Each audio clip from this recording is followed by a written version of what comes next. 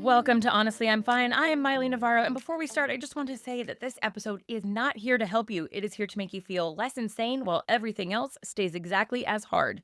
So if you are looking for closure, growth hacks, or someone to say everything happens for a reason, this is not your stop. Please exit the train now and go bother someone with a vision board. Today's episode exists because grief is weird and everybody lies about it. People act like grief is supposed to look a certain way: quiet, respectful, palatable. Maybe a candle, maybe a Facebook post, and then you're done. It's supposed to be like jury duty, but that's not how it works. Grief just keeps showing up uninvited, like a guy you dated once who just wants to check in. Today, I'm here with my ex-husband, Michael, Kingston's dad, a philosophy major, which means when something terrible happens, he thinks about it deeply. I feel it immediately, and then I talk about it for 7 years straight. Michael Navarro, welcome to Honestly, I'm Fine. Thank you, and thank you for having me. I'm laughing because he leaned super close to the mic. It's because I talk soft. Why does it remind me of an episode of The Price is Right where the contestant gets all up in his mic? I'll bet $1. Michael, truly, how are you? It's a mixed bag. I thought it was Honestly, I'm Fine. Oh, shit, that's right. Honestly, I'm fine. We've already disagreed and we haven't even gotten started. If you're new here, welcome to the shit show. And if you've been here once or twice, then this is to be expected. Great. We lost the same child, same kid. We went to the same hospitals. The moment where reality just absolutely shit the bed, yeah? Yes, We are in agreement. Perfect. yes. Do we high five every time we agree? Absolutely not. Okay, perfect. What I was getting at was that somehow everything we went through was exactly the same, but what we went through on the inside was somehow completely different, which is confusing for a lot of people because they want grief to be fair or symmetrical, or at least aesthetically consistent. Would you agree? Am I supposed to agree? Do you want a high five? They want to know why one parent is talking and the other one is completely... Missing? Yes, that's it. I was trying to find the right word to make it palatable. Okay. They want to know why one parent shows up and the other one disappeared, why one person needs people and the other one needs... Nobody. Nobody? It's a Okay. little mean. Debatable. At least one person. I definitely needed Clear Behavioral Health in Redondo Beach. They were very helpful. You don't plug people for free around here. Okay. We are looking for sponsors. Maybe they'll chip in. Fine. Why one parent shows up and the other one disappears. Why one person needs people. As if grief is a group project and somebody didn't pull their weight. Ooh, yes. Excellent analogy. Because I definitely do see grief as a group project, or at least I have for a while. So today we're going to talk about that. Not to explain ourselves, not to justify anything, and definitely the goal here is not to agree, but to say out loud that grief is deeply personal, it is messy and extremely inconvenient, and absolutely not designed to make sense to outsiders. Yeah? All right. So just to be clear, this is not only about losing a child. Grief is what happens anytime your life changes in a way that you were not prepared for, that you did not consent to. You're just nodding. Okay. Losing a kid, losing a marriage, losing a job that you had since you're 22 and realizing that you have no idea who you are without an email signature. It's basically getting comfortable being uncomfortable. Being comfortable with being uncomfortable, and that's something I used to say to Kingston a lot, so we'll make sure that at some point I do circle back to that because it is really important and crucial to the episode. Let's do it. If you're listening and thinking, wow, I thought that I was broken because I don't feel the way I'm supposed to feel, congratulations. Guess what? You're fucking normal, and you are exactly like everyone else. Everyone else is lying and disassociating. Yeah? Would you agree? I don't know about lying, but they definitely are fooling themselves. Yeah. So since I've known Michael, anytime I try to do anything electronic, if he is here, that shit does not work. Ever. They don't call me Magneto for nothing. Now it's not even working, so that is amazing. And I don't have a metal plate in my head, so I have no idea why. We could chalk it up to signs. It's a sign. Maybe we're being messed with by the other side. And speaking of signs, can we just touch on that real quick? Because I've done a lot of episodes where I've talked straight up shit about the fact that you don't believe in anything that I have said about signs.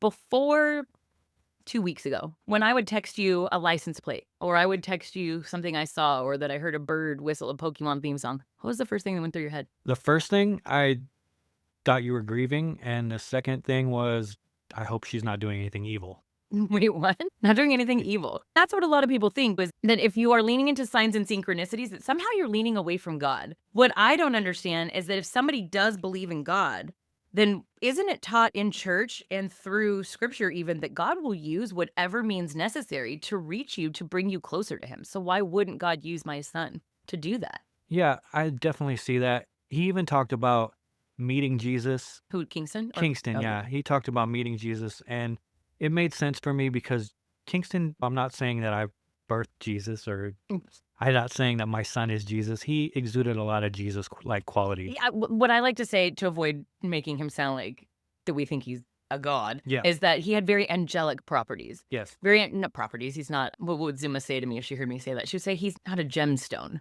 Yeah. He's not a rock. Characteristics. Yeah, very. I was gonna say Angelic-like characteristics. angelic, like yeah, angelic. I still want to say properties. Why do I want to say properties? But yeah, Because you're on the whole capitalism kick? I just wrote a chapter for the memoir, and I was talking about souls that come here to serve a purpose and then they leave early. And we were talking about only the good dying young.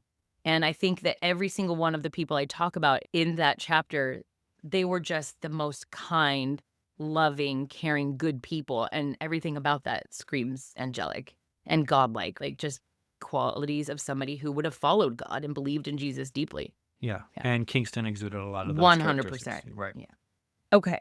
So moving on, but now we're talking about the signs. And actually, my very last episode, which you refused to be a part of, I talked about my shoe being yeeted off my foot on the X2 at Six Flags. Can I get your take on signs now after spending the last 12 days with me? Sure. I think that signs. Well, Bob. I know, I need to relax. I think that signs definitely are there to, I think they fill a void, honestly, like a void that you have something, you lost something and you want to see something, and that they basically are there to comfort you. And I do believe maybe they might be coming from the other side. If that's not a flip of the script, I'll take it and leave it at that, and we will move right on into the next section of the podcast. You guys, it's 11:11, and he says that. I fucking screenshot that. Yeah, I keep seeing ones. And actually, before we even sat down to record, I'd been arguing with you, for the last 12 days, literally since you showed up at the bus stop in front of my house. I had to do it. Just kidding. Michael has always told me like weird things, so I don't know why I'm talking about you like you're not here. But you've always told me that things would happen to you that didn't make sense. And so when you didn't believe in the signs, it really blew my mind. And one of the things that you pointed out was that you see ones a lot. So for you to finally say the signs might be real at exactly 11:11, I just got to say, if you don't believe in it now, I don't know what else is going to convince you unless you get a full apparition. But even then, I'm worried you might commit yourself. And it turns out I'm actually good at it. Good at what? This whole channeling thing. Oh, yeah, that's a whole nother episode for another day. Okay. We'll talk about that. Do we want to we don't want to get into that now. We're derailing. No, I'm Okay. just telling you that I'm honestly good at it. Are you honestly fine? I'm honestly I'm fine. honestly fine. Perfect. Okay. All right. So in my intro, I said that we lost the same child, but we didn't grieve the same way. And I think that's one of the hardest things that people have a difficult time understanding, is that even two parents can experience the exact same loss and then walk through it in completely different directions. And because we do have a 9-year-old daughter that survived, for me, I took on a very public role for grief because Kingston was such a loved child within the school and our community. I think even a lot of adults looked up to him. I know that to be very true, actually. It's not I think. I know that even adults looked up to him because of his perseverance and his resilience and just his tenacity when everything went sideways. He was the kid who showed up on the baseball field and was like, "Get off the field, Mom. I'm playing ball here." When I tried to protect him from my own insecurities, to be honest, they weren't even his own, and it definitely wasn't other people. So when he died, I felt like there was an obligation to help the community grieve him versus really grieving myself. And towards the end, we ended up not living together. Correct. We found out he was going to pass away right around my birthday, and that was in May. And they told me he had 2 weeks, and he ended up not passing away until July. So he lived 2 months, far longer than they said he would. Do you remember how packed those days were? Yes. Oh, okay. One word answers. That's what we're doing. Yeah, it was super packed with Other pain. people. Oh, see, that's not what I see. I just remember other people taking up the whole day. Yeah, for me, it was a lot of pain, and there was a lot of people moving in and out of our house. So many people. It was like a rotating door. In that time, I wasn't processing anything for myself. I was really leaving the door open to help his classmates and his friends, or people I thought were friends, process their grief. And originally, I wanted to do this whole episode about the let them theory. Yeah, I think that just from my perspective, I think that what you did was you felt an obligation to help the public grieve as well. In hindsight, I'm actually really pissed off at the public. In the last 6 months specifically, I've become more resentful towards the public and towards the people that I thought were quote unquote friends, or that I even in speeches or his eulogy even referred to as family, because there have been so many people who have said things. One example was, after everything I've done for you, how could you do this, that, or whatever? And you were not there through those things that, like, I feel like we were so financially propped up by the community that I owe them now, and that I owed them back then because they were so kind to him. But why? I don't know. I definitely took a more private stance to the whole grieving process, and I commend you for doing what you did because it's not easy to do what you did, and it definitely, I think, benefited Kingston in some type of way to have those people around. It was a feeling of Oh, that community. that I agree with for sure. I think it kept him alive longer, the love that he felt, because they say that love is truly the best medicine. Yes. Yeah. So I would agree that the last 2 months of his life were 2 months because of how much love he felt around him. Yeah, and I think he was taking his time to say goodbye to everyone. To everybody. I think that at the very end, that when he felt he had said all he had to say to every single person, that's when he started saying, I don't want people around anymore. And he really let me know, and he led the show. Yeah, even I took a step back. I think he pointed to the door. No, yeah. Yeah, he definitely said, Dad, get out. In the moment, and even leading up until probably even 2 weeks ago, I would have said because he was mad at you, but I don't think that's what it was. He wanted you to leave before it was so much that you wouldn't be able to come back from what you saw. Yeah, the relationship between a son and a father is different than a relationship between a mother and a son. You could definitely see that he was comforted by you. I took a step back because I felt like it was the right thing to do. Well, and if I believe in everything I've been talking about for the last year, Kingston knew exactly what he was doing. And I'm going to just put these people on blast. His godmother and grandmother, my mom, they would upset me. And if I was upset, that energy affected him so directly that he was like, I don't want them here. It wasn't because he didn't love my mom. It wasn't because he didn't love his godmom. It was because in that moment, their presence around the one person who was really keeping him alive, being me, it didn't benefit him to have me upset. So he was like, no, they don't need to be here. I'm not saying you upset me to the point where he was like, oh, Dad, get out. I really believe that Kingston knew exactly what he was doing. And I knew that he knew, watching him die beyond when you left, you could not have come back from that. Your pain was processed so much different. I feel like you take it almost personally. It was definitely traumatic. See, I agree, but we also did things differently. Like, he wanted you there. That was part of his plan. He wanted to go with you next to him. His plan for me was, I feel, and I don't know for sure, but it just felt that way. His plan for me was more like, I don't want to be distracted when I go, and this is the way I wanted to go, and I wanted to respect that. You felt? I didn't know you felt that. You never asked. Neither did you. That's like, I'm crazy because we actually came up with our plan on and how he wanted to go after you had already moved out, which is interesting, and that you preemptively had that premonition or that idea, because I did not know how it was going to go. And it was only watching The Notebook one random night where I was like, oh, that's a great idea. We'll do that. And then he was like, okay, we'll be birds. Yeah.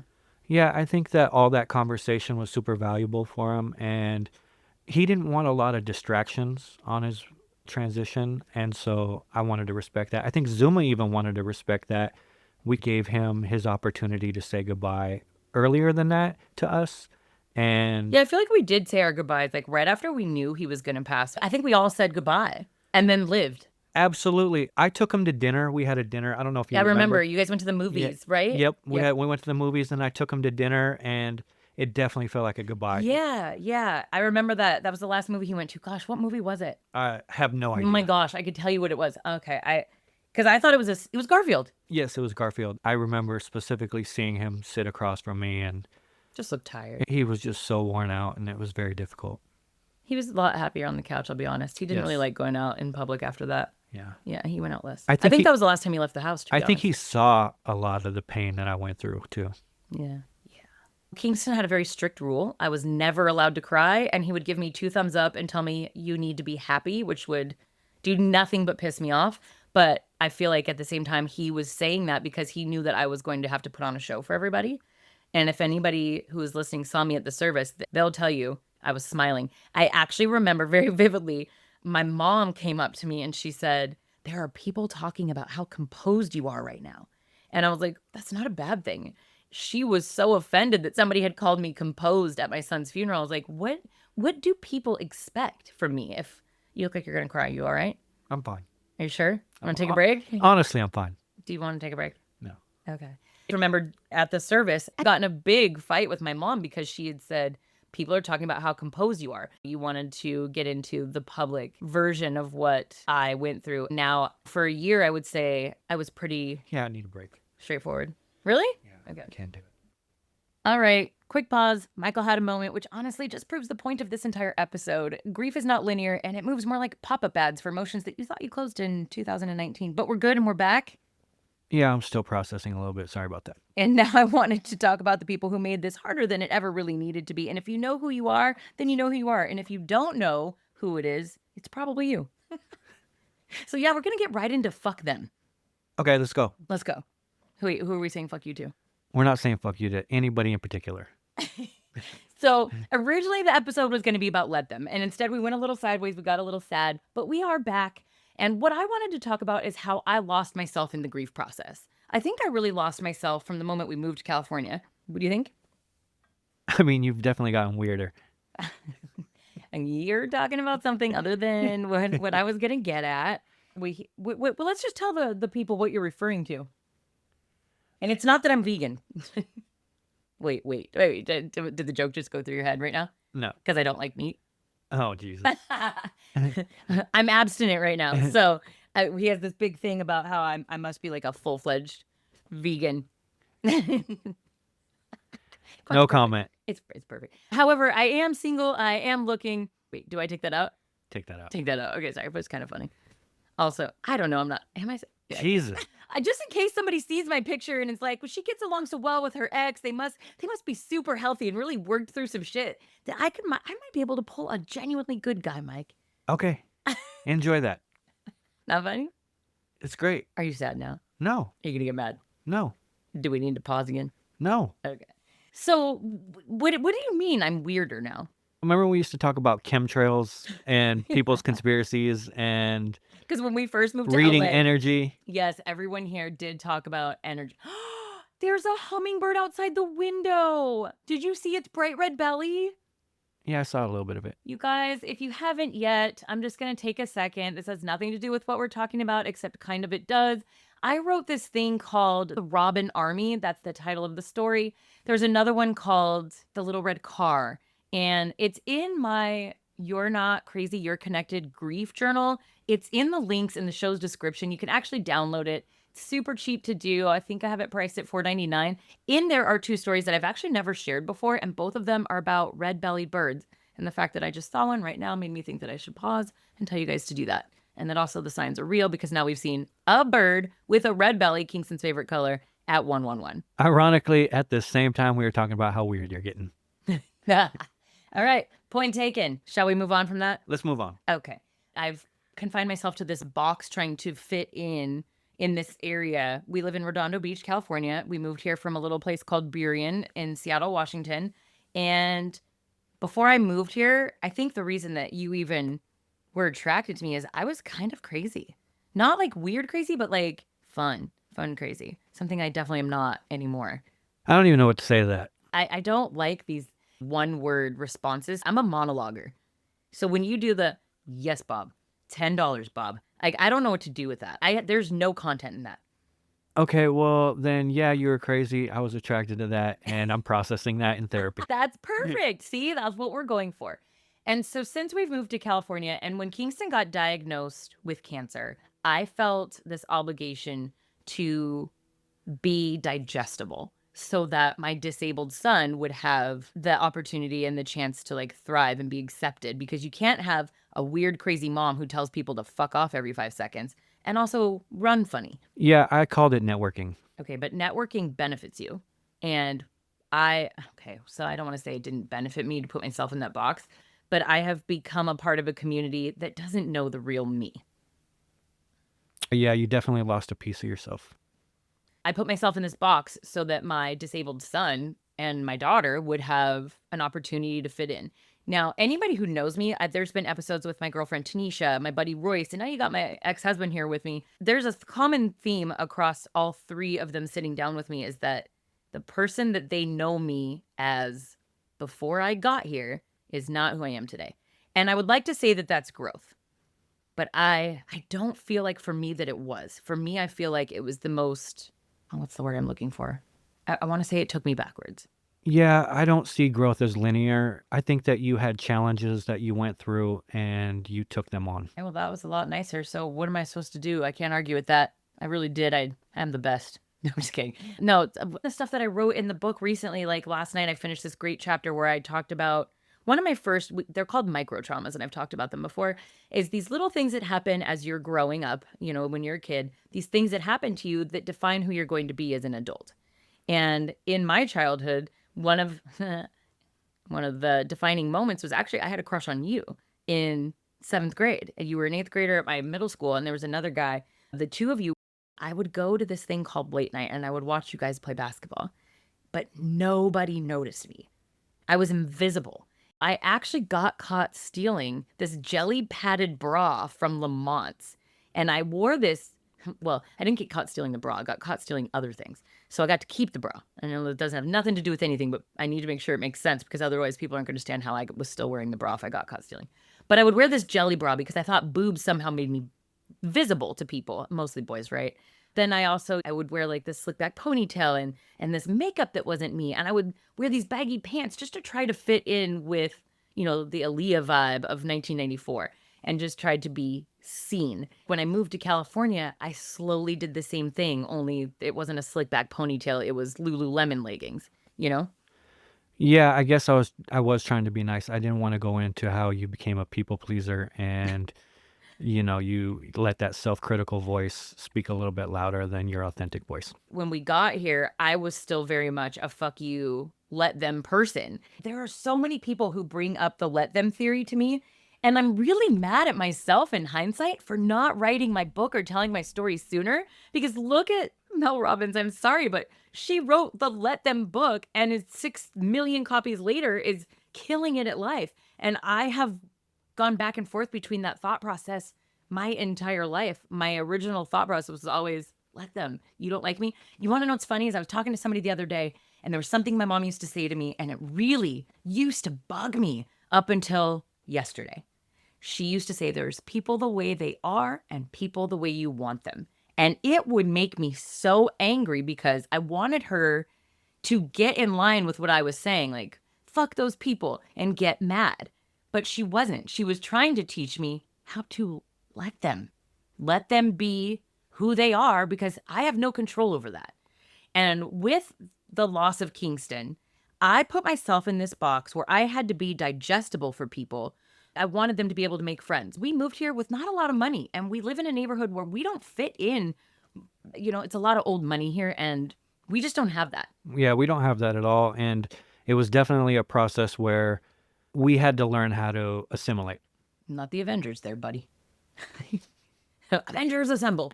We'll talk about Jarvis later. Oh, yeah, Jarvis. Man, so many things we could do in this episode, but we're going to keep it short because I feel like we are just about out of time.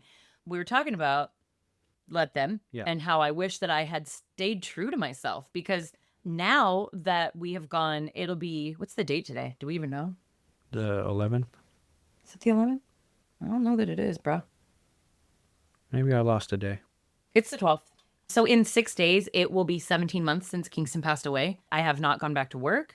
I actually don't even know what it is I do. This is really the only thing I do, and it does not make me a motherfucking dime. That brings me to people saying things like, you're monetizing the death of your son, and how dare you, you rotten human being. But can we just put it out there?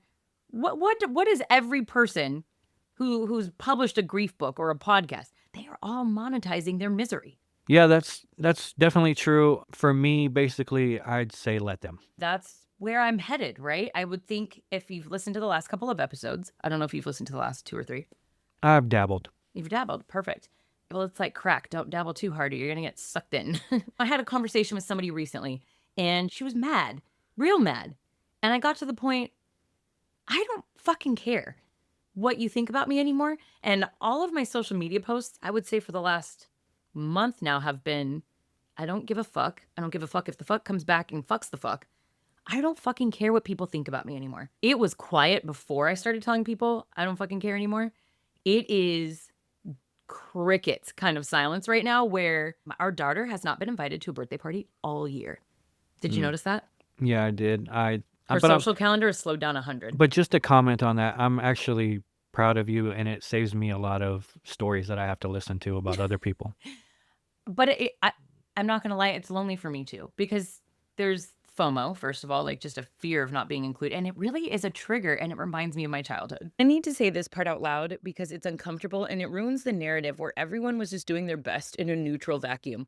A lot of what I did wasn't actually about grief at all. It was about my childhood. It was about the fact that I grew up invisible, unpicked, unchosen, standing on the edges of rooms pretending that I didn't care that nobody noticed when I walked in or when I left. I knew what that did to me, and I knew how it settled into my bones and turned itself into editing and overperforming in that constant low-level panic of wondering if I really belonged anywhere at all. And when I became a parent, I swore that I would burn the fucking world down before I let that happen to my kids. I wasn't just grieving Kingston, I was fighting my own past. I was terrified that if I didn't make myself palatable, accessible, friendly, if I wasn't grateful, if I wasn't publicly acceptable, that my kids would pay for it socially, that they would become the outsiders, that we would all be charity cases, that we would just be this weird family that people had paid for and whispered about but never invited to anything. So through all of that loss and through grief, I showed up, I smiled, I opened doors, I let people in, I became digestible. Not because I'm a noble person, but because I was scared for my kids, scared of recreating that childhood in their lives, scared that my sharp edges were going to cost them friends, safety, and that sense of belonging that I was so desperate for when I was little, scared that my grief would somehow stain them. And then, Michael, you did the opposite for reasons that made just as much sense. You protected yourself, you went inward, you chose not to perform, and you did not open the door to the public version of your pain. And that's the part that people don't like to hear, that neither approach fixed anything. I went public trying to protect our kids from exclusion and ended up losing myself. And you went private trying to protect yourself and ended up carrying a different kind of weight. I thought that if I could manage the room, I could manage all of this damage.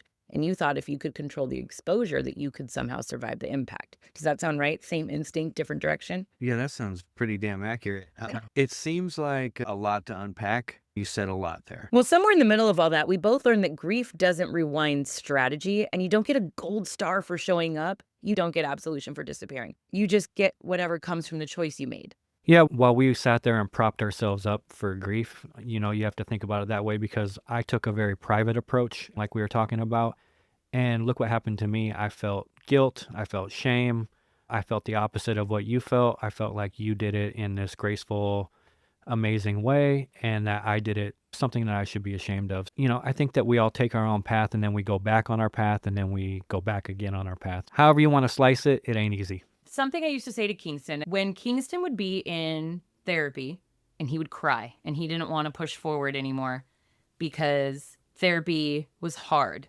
He had to go get his legs working to walk again. He wanted something so badly. It's going to make me, now I'm going to get choked up, but I'm going to power through it Go because ahead. I think people like it when I cry for some reason. When Kingston wanted something, he did not pause. He did not hesitate. The only time he ever was upset is when he would be in therapy and his legs were tired. But he wanted to run and play basketball and baseball so freaking bad that he would push through it anyways. And there were a few times where it took encouragement. And the thing I would say to him was this. It was that pain is just weakness leaving the body. Do you know who that quote No, is? what is that? Is that Coach K? No, I thought it was Kobe. Was it? I think so. Oh, was it? Okay, well, we're going We have to look that up. No, doesn't belong to any one person. It's a military slogan. Huh. Popularized by Arnold Schwarzenegger, but the origination was actually the military. That's so ridiculous. It's Arnold Schwarzenegger, the guy who said it's not a tumor. That's so annoying. Yeah, well, but he also went on to become the governor of California at one point. You really can do anything you put your mind to, right? Let's get back to the let them conversation. Sorry, what I was saying is that with Kingston, I said pain was weakness leaving the body. And if it didn't make you a little bit uncomfortable, then you're not pushing yourself towards growth, because growth is uncomfortable and that you have to be comfortable with being a little bit uncomfortable. Otherwise, you're not doing it right, or you're not working hard enough towards the goal. I think for the last year, I have kind of got comfortable with being where I'm at. And because I'm not uncomfortable, I feel like not purposely, I subconsciously know that I thrive best under pressure. So I will let things get really bad because then I'm like, okay, I got to move. I got to go, go, go. And for the last year, things have been manageable. And I don't know what to do with manageable, but I can always feel when the universe or God or my guides or even my son from the other side is like, you've been a little comfortable for a little too long. So like now we're going to disconnect your phone for non-payment. And that upsets me, right? And it's like, I don't know how to fix that. But those are the little things that will pop up to say, Mom or Miley, like, hey, I'm giving you this nudge. It's time to get uncomfortable because you're not growing right now. I gave you space to breathe. You got your year of grief. And you promised me that at the end of the year, you were going to do a little bit more. And I'm scared. I am so scared to be who I know I am and who I know I'm meant to be. Well, there's 1,000 signs pointing you in that direction. So as the guru of signs over here, you should probably catch on to one. Hold on. What signs are pushing me to do what? What do you see? What are you seeing? All the damn mediums who tell you to, that he's comforting you and that you should move on and process your grief and then start going in your direction of being yourself. The whole time Kingston was alive, I had to be his physical body because his physical body was not what it should have been. And so he was really the brains of the operation. We were like a Dodrio in the Dodrio. Do you know what I'm talking about? The Pokemon, the two-headed bird? No. Oh my God. Okay, well, there's a story to that too. The two-headed bird, I ordered it for him and it arrived an hour after he passed away. And it's a bird that has two heads.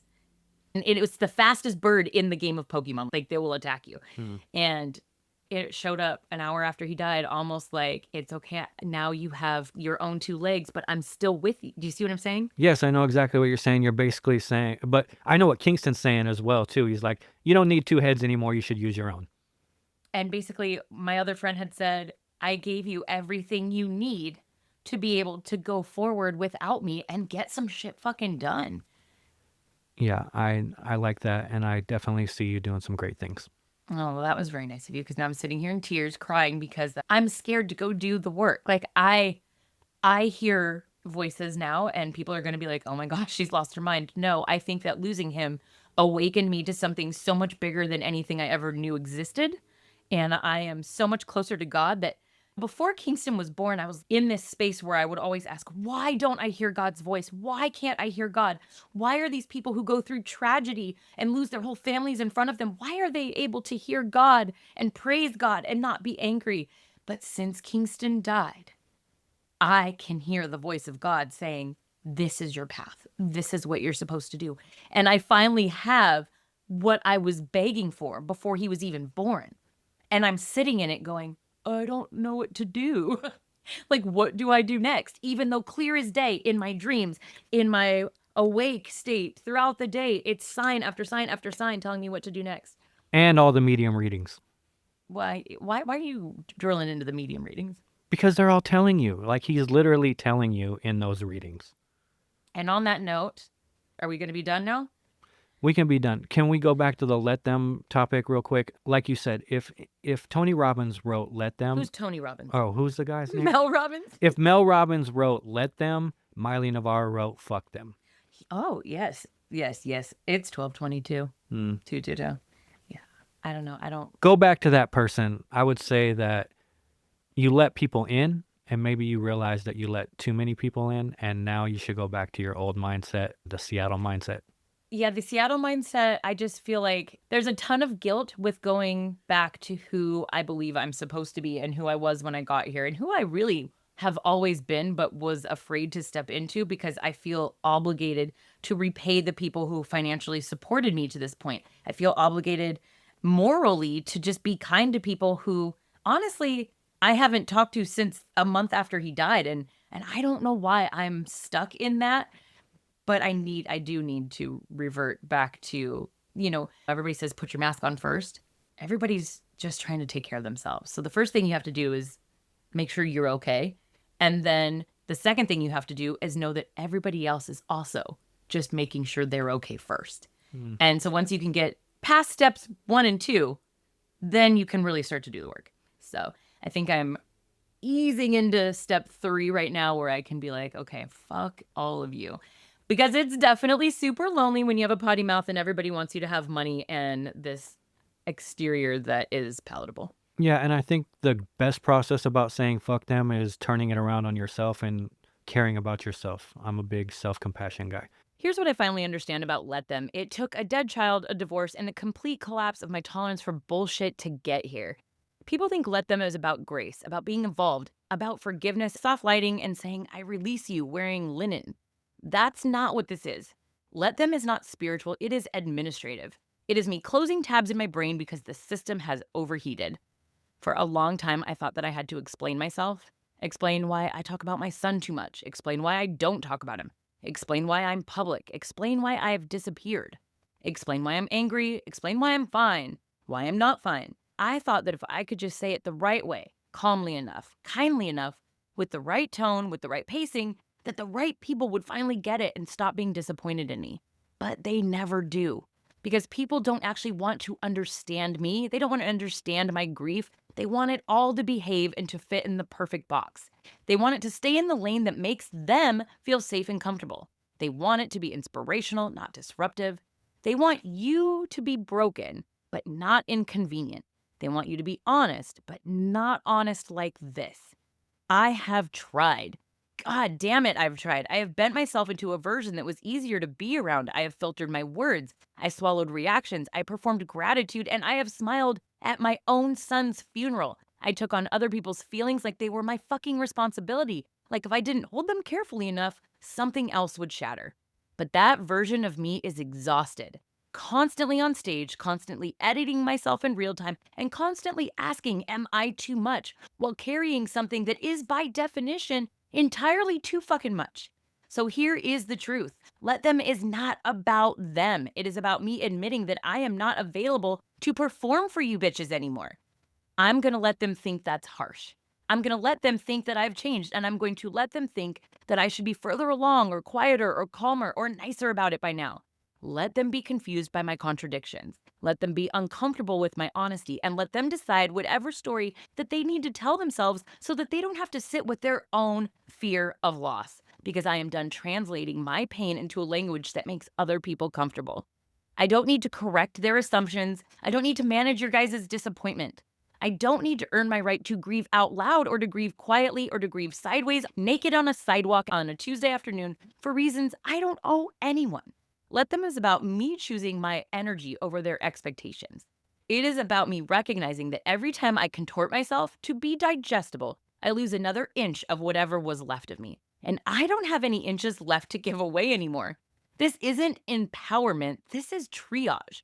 I lost a child, I lost a marriage, I lost the version of myself who believed that being liked was the same as being safe.